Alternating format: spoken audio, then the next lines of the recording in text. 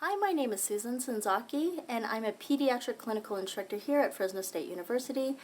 Today I will show you how to apply oxygen therapy to a pediatric patient. The first thing that you want to do is you want to assess the SpO2. You want to make sure that you read the orders, and if the oxygen is going below the specified orders, that's when you start implementing oxygen. The other thing too is you want to make sure that your SpO2 is actually secure on your patient. Sometimes when your child or infant is kicking, the SpO2 will start to go down. So you want to make sure that that is secure. The other thing too is you also want to make sure that you listen to your child before you start oxygen therapy, because the lungs are affected in some way. You want to assess that before starting oxygen or any intervention. Always assess your child. The first one that we start off with is nasal cannula. Nasal cannula, this is how you apply it. Okay. The prongs will actually go down, and so that's what you want to go down the nares. And then from there you can go ahead and put it behind their ears, and then you adjust it like so.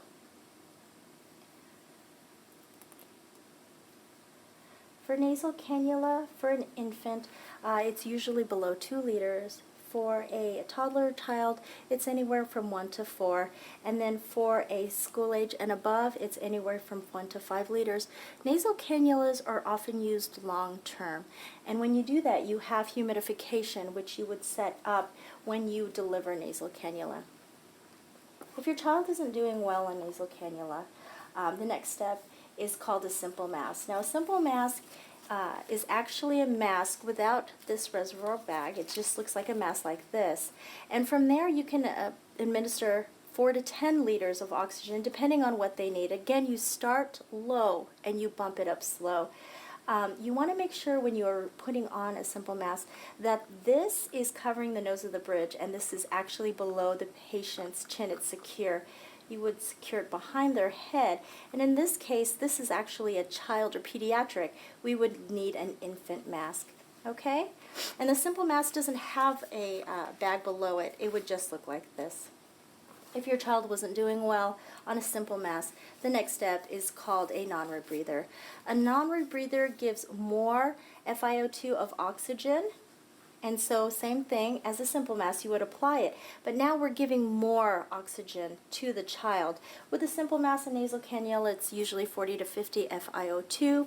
With a non-rebreather now, we're starting to give 80 to 90% oxygen, almost 100%. So what you do is, again, you apply it, covering the nose of the bridge, making sure it's secure, and below their chin.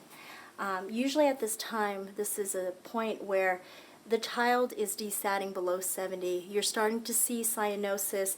You would be notifying a physician, your charge nurse. This would be one of those situations where you would start calling a team because your child is deteriorating. Finally, the last delivery system it's called an ambu bag. And so with this is when we're actually starting to do resuscitation. This would be if your child has now stopped breathing, so you want to go ahead, and this actually is a good fit for this patient. So you see how this covers the nose and under the mouth, and then you start applying positive pressure to help them breathe again.